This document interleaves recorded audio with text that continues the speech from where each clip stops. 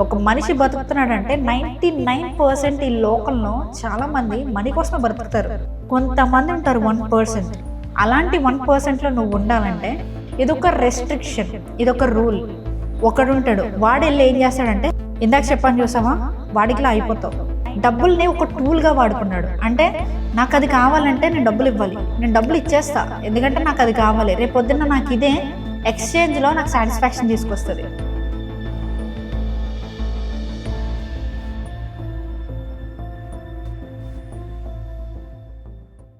Hi, praise the lord. This is Harshi and welcome to this channel. మీ పర్స్లో డబ్బులు అయిపోయాయి, మీ బ్యాంక్ అకౌంట్లో డబ్బులు అయిపోయాయి, మీ లోన్ అకౌంట్లో అమౌంట్ పెరిగిపోతూ ఉంది అండ్ దాన్ని కట్టాల్సిన డెడ్ లైన్ కూడా ముందుకు వచ్చేస్తుంది. లాస్ట్ బట్ నాట్ లీస్ట్, నువ్వు ఎవరెవరి దగ్గర అయితే అప్పులు తీసుకున్నావో వాళ్ళు నీ ఇంటి మీదకి వస్తున్నారు. ఇలాంటి సిచ్యువేషన్ నీకు ఎప్పుడైనా ఎదురొచ్చిందా?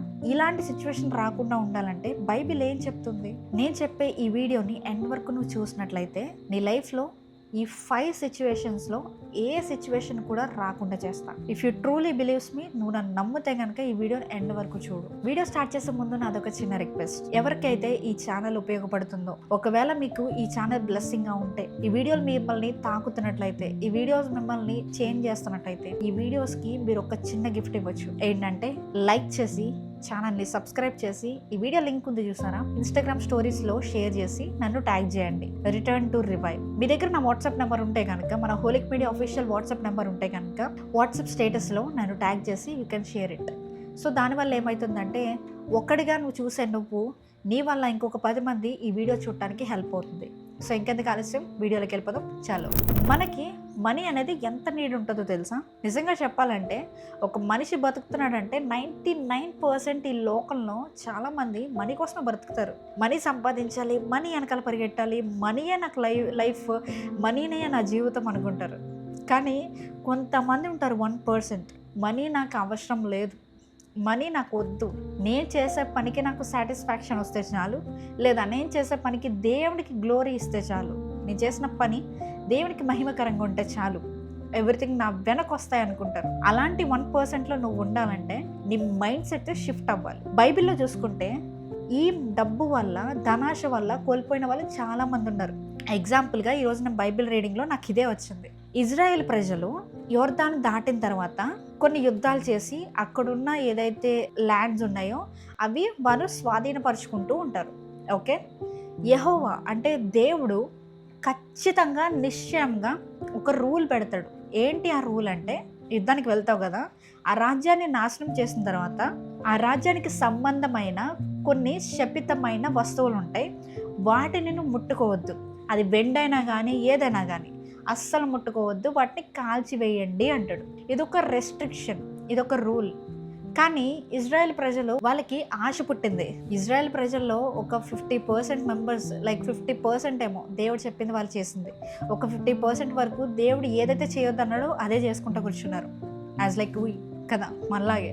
సో ఒకడుంటాడు, వాడు వెళ్ళి ఏం చేస్తాడంటే ఆ శపితమైన ఆ వెండి లేకపోతే దాని మీద క్లోత్ కానీ అవన్నీ తెచ్చుకొని దాచుకుంటాడు అనమాట. ఏది యెహోవా చెప్పాడు, క్లియర్గా చెప్పాడు, ఏమని, మీరు ఈ శపితమైన దాన్ని తీసుకొని మీ దగ్గర ఉంచుకోకూడదు అని. అంటే ఇక్కడ ఏం చేస్తున్నాడు, ఇజ్రాయెల్ ప్రజలు వాళ్ళు రూల్స్ని అతిక్రమిస్తున్నారు. దేవుడు పెట్టిన ఒక రూల్ని వాళ్ళు పాటించట్లేదు. వారు పాటించినప్పుడు వాళ్ళకి ఏం తిరిగి వస్తుంది అంటే, నెక్స్ట్ యుద్ధానికి వెళ్ళినప్పుడు వాళ్ళు గెలవరు, వాళ్ళు ఓడిపోతారు. కొంతమంది సైన్యాన్ని కోల్పోతారు. యెహోషువ బట్టలు చింపుకొని, ఏంటి దేవా నాకు హెల్ప్ చేయి, ఏం జరుగుతుంది అని అడిగితే అప్పుడు యెహోవా రివీల్ చేస్తారు. ఏమనంటే, ఇట్లా మీ దగ్గర ఒక శపితమైన వాటిని ఉంచుకున్న ఒక వ్యక్తి ఉన్నాడు అని రివీల్ చేసిన తర్వాత తనని చంపేస్తారు. సో ఇప్పుడు చూసానా, ఎవరైతే అవన్నీ శపితమైనవన్నీ కలెక్ట్ చేసుకుని దగ్గర పెట్టుకున్నాడో వాడు లాస్ట్కి ఏమయ్యాడు, హీ డైడ్, చచ్చిపోయాడు. అర్థమవుతుందా మీకు? క్లియర్గా నేను చెప్పే పాయింట్ మీకు అర్థమవుతుందా లేదా నాకు తెలియట్లేదు. ఫస్ట్ థింగ్ ఏంటంటే, తనకి ఆశ పుట్టింది, దేవుడు రూల్ పెట్టాడు, అయినా కూడా ఆశ పుట్టింది, లాస్ట్కి ఏమయ్యాడు, చచ్చిపోయాడు. సో నీ లైఫ్లో కూడా దేవుడు కొన్ని చెయ్యొద్దు అని నీకు కొన్ని రూల్స్ పెడతాడు. నీ దగ్గర ఉన్న డబ్బులు ఏవైతే ఉన్నాయో ఎక్కువగా ఖర్చు పెట్టకు, జంక్ ఫుడ్ తినకు, ఎక్కువ ఫుడ్ మీద ఖర్చు పెట్టకు, ఎక్కువ డివైజెస్ మీద ఖర్చు పెట్టకు, లేకపోతే దీని మీద దాని మీద చిల్లర ఖర్చులు ఎక్కువ చేయకు. ఇట్లాంటి కొన్ని రూల్స్ పర్సనల్గా పెడతాడు. ఎస్, నేను చెప్తుంది నిజమే. నాకు ఇచ్చిన కొన్ని ఛాలెంజెస్ నీకు దేవుడు ఇవ్వడు.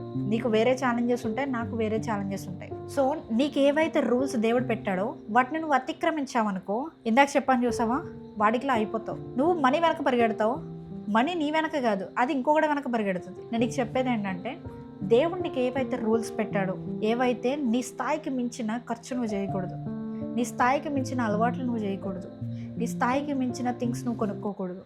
ఇవి ఏవైతే కొన్ని రూల్స్ ఉన్నాయో you have to take care of it. నీ దగ్గర సమృద్ధిగా మనీ ఉందనుకో, అప్పుడు కొనుక్కో, ప్రాబ్లం ఏం లేదు. ఇప్పుడు నువ్వు ఖర్చు పెట్టే ఏదైతే థింగ్ ఉందో, లేకపోతే ఖర్చు పెట్టే వస్తువు ఏదైతే ఉందో, నీ 100% ఆఫ్ ద మనీలో 10 to 30% మాత్రమే ఖర్చు ఉండాలి.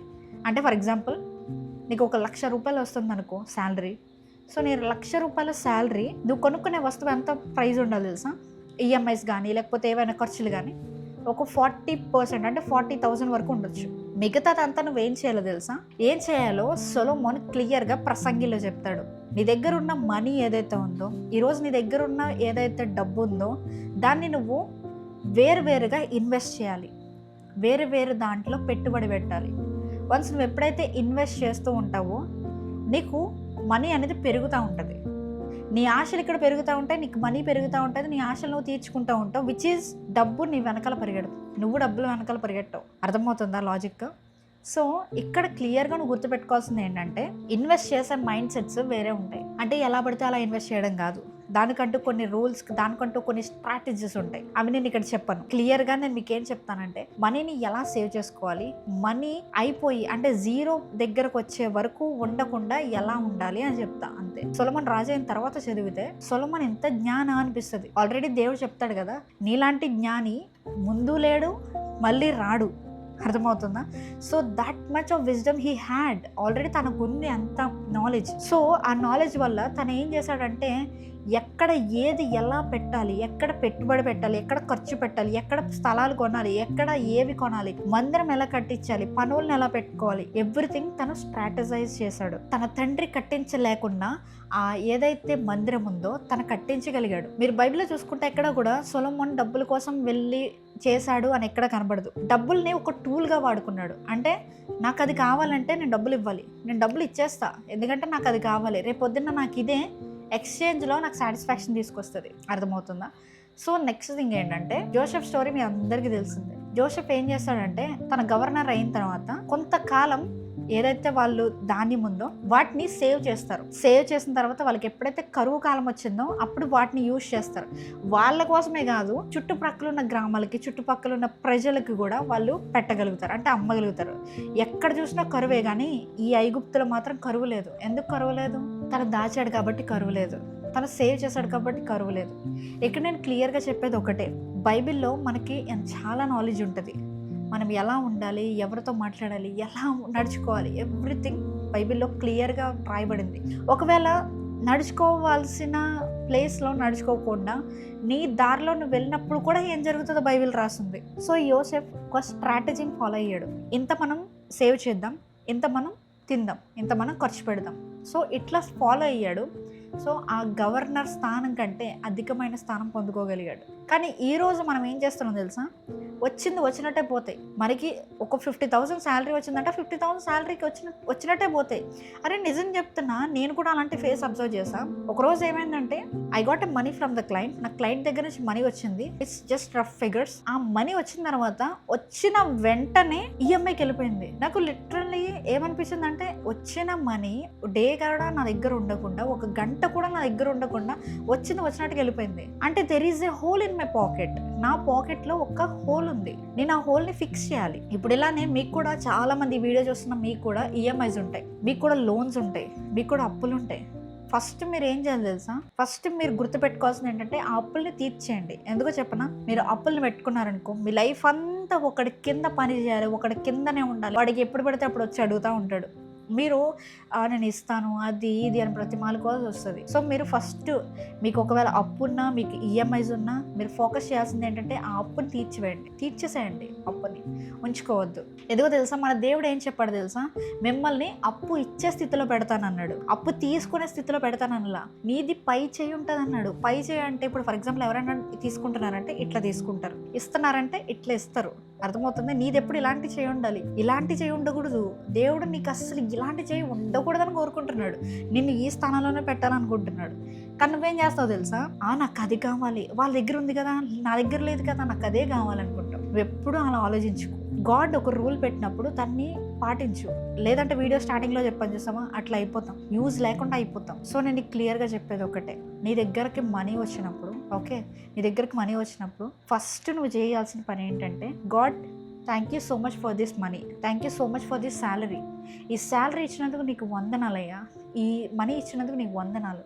ఈ మనీని నేను ఎక్కడ ఎలా ఖర్చు పెట్టాలో నాకు విచక్షణ జ్ఞానాన్ని కలుగజేయి. విచ్ ఈజ్ ఏది రైట్ ఏది రాంగ్ అనేది నాకు తెలియాలి. ఎక్కడ పెట్టాలి ఎక్కడ పెట్టకూడదు, ఏది కొనాలి ఏది కొనకూడదు, అనవసరమైన ఖర్చు నేను చేయకుండా నా ఫినాన్సెస్ అన్నిటిని నీ అదుపులోకి తీసుకో అని నువ్వు ఎప్పుడైతే ప్రేయర్ చేస్తావో ఆ మనీ చుట్టూ ఒక కంచె ఏర్పడుతుంది. సో ఈరోజు నువ్వేం చేస్తావు తెలుసా? నీ ఏటీఎం కార్డ్స్, నీ క్రెడిట్ కార్డ్స్, నీ మనీ, నీ పర్స్, నీ బ్యాంక్ అకౌంట్స్ అన్నీ ఓపెన్ చేసుకొని పెట్టుకో. ప్రేయర్ చేయి, లిటరలీ ప్రేయర్ చేయి. It will work. నేను వర్క్ చేసింది కాబట్టి నేను ఎప్పుడు కూడా నేను మీకు సజెషన్స్ కానీ మీకు టిప్స్ కానీ ఇచ్చాను అనుకో, అవి ఖచ్చితంగా వర్క్ అయితే నేను మీకు ఇస్తాను, లేకపోతే నేను ఎప్పుడు కూడా మీకు ప్రొవైడ్ చేయను. ఎందుకంటే నేను ఒకటి నమ్ముతాను, నేను చేసిన తర్వాతే ఎదుటి వాళ్ళకి చెప్పాలనే కాన్సెప్ట్ నేను నమ్ముతాను. ఫస్ట్ థింగ్ ఏంటంటే అవన్నీ దగ్గర పెట్టుకొని ప్రేయర్ చేయి. వాటన్నిటికీ ఒక కంచె వేయి. అర్థమవుతుందా? యోబు చుట్టూ ఒక కంచె ఉందంట. సాతాను రాలేకపోయాడు, చాలా ట్రై చేశాడు, రాలేకపోయాడు. కాబట్టి రగులుకొని వాడు పరలోకానికి వెళ్ళి దేవుణ్ణి వాడు మ్యానిపులేట్ చేసేద్దాం అనుకున్నాడు. అర్థమవుతుందా? సో నీ డబ్బుల చుట్టూ కంచె ఉందనుకో, ఎవడొస్తాడు లోపలికి? ఎవడొస్తాడు చెప్పు? ఎక్కడ ఇన్వెస్ట్ చేసినా కూడా నీకు అది ఆశీర్వాదమే అవుతుంది. నీ చుట్టుపక్కల అంతా కరువు ఉండని, నీ చుట్టుపక్కల ఎక్కడా కూడా ఏది సెట్ అవ్వకపోని, నువ్వు నీ ప్రేయర్ చేసిన మనీ నువ్వు ఒకవేళ బయటకి ఎప్పుడైనా ఏదైనా పెడితే అది ఖచ్చితంగా ఫ్రూట్ఫుల్ అయ్యి వెనక్కి తిరిగి వస్తుంది. ఎగ్జాంపుల్ చెప్పమంటావా? ఇస్సాకు చూసుకుంటే తన చుట్టూ కరువు కాలం, ఎక్కడ చూడు కరువే, దేశమంతా కరువు వచ్చేసింది. తన దగ్గర కొన్ని విత్తనాలు ఉన్నాయి, వాటిని తీసుకెళ్ళి నాటాడంట. చూసే వాళ్ళందరూ హేళన చేసి ఉంటారు కదా, అయ్యి నువ్వు పిచ్చోడవా ఏంటి, ఇంత కరువు కాలంలో ఇంత ఎండిపోయిన భూమిలో నువ్వేంటి పాతున్నావేంటి ఈ విత్తనాలన్నీ అని తిట్టుంటారు. ఈవెన్ దో కొంతమంది అయితే ఎగతాలు చేసి ఉంటారు, నవ్వుకుని ఉంటారు. అయినా ఇస్సాకు ఒకటే, ట్రస్టింగ్ ద ప్రాసెస్ అంతే. తను ఏదైతే ప్రాసెస్ చేస్తున్నాడో తను నమ్మి చేశాడు. నా దేవుడు నాకు సహాయం చేస్తాడు, నమ్మి చేశాడు. తను ఫలం ఎంత పొందుకున్నాడు? ఇంటూ 100 times తను పొందుకున్నాడబ్బా. లిటరల్లీ తన నాటిన దానికంటే తను పడ్డ ప్రయాసకి 100 రెట్లు తనకి వెనక్కి తిరిగి వచ్చాయి.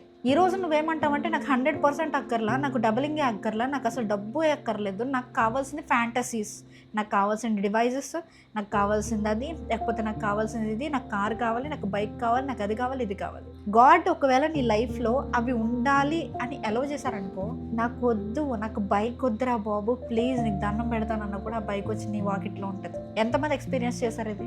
నేనైతే ఎక్స్పీరియన్స్ చేశాను.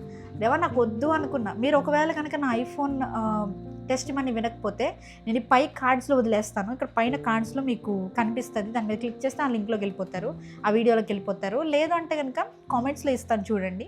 అందులో నేను అసలు లిటరల్లీ నాకు ఐఫోన్ కావాలని అనుకోలే, కానీ దేవుడికి ప్లాన్ ఉంది, ఖచ్చితంగా హర్షికి నేను ఐఫోన్ ఇవ్వాలి అని. నేను ఆపగలిగానా? నో. సో నేనేమంటున్నా అంటే ట్రస్ట్ ద ప్రాసెస్. నువ్వు చేసే పని ట్రస్ట్ చేయ, అంతే చాలు. సో ఇంకా ఈ రోజు నుంచి ఒకటి గుర్తుపెట్టుకో, whatever finances you are managing right now, ఏదైతే మనీ నువ్వు ఖర్చు పెడుతున్నావో, నీ పాకెట్లో నుంచి కానీ, నీ యూపీఐ నుంచి కానీ, నీ ఫోన్పే నుంచి కానీ ఏవైతే తీస్తున్నావో ప్రతి దానికి నీకు నువ్వు లెక్క చెప్పుకో, దేవుడికి లెక్క చెప్పుకో. ఇప్పుడు ఫర్ ఎగ్జాంపుల్ లెట్సే నువ్వు ఈరోజు బయటికి వెళ్ళావు, నీ ఫోన్పేలో సంథింగ్ ఎక్కడో ఏదో నార్మల్గా ఫుడ్ తిన్నావు, ఓకే, ఒక 500 రూపీస్ అయింది. తర్వాత నీకు అవసరం లేకపోయినా, నీకు ఆకలి వేయకపోయినా, అందరూ తింటున్నారు కదా నేను వెళ్ళి కొనుక్కుని తింటా అని చెప్పేసి నువ్వు వెళ్ళి కొనుక్కుని తిన్నావు, 500 రూపీస్ అయింది. పై దానికి ఈజీగా దేవుడికి లెక్క చెప్పేస్తావు, కానీ కింద దానికి నువ్వు లెక్క చెప్పాలంటే భయపడతావు. ఇలా భయపడిన నువ్వు రెండోసారి మళ్ళీ అదే తప్పు చేయవు. రెండోసారి నువ్వేం చేస్తావు తెలుసా? ఎయిదర్ నేను మంచి దారిలో వెళ్ళాలి అనుకుంటే నువ్వేం చేస్తావు తెలుసా? నేను ఇంక ఇలాంటివి చేయను అనుకుంటావు, మంచి దారిలో వెళ్తావు. చెడ్డదారిలో వెళ్ళాలంటే ఏం చేస్తావు తెలుసా? Simple, easy.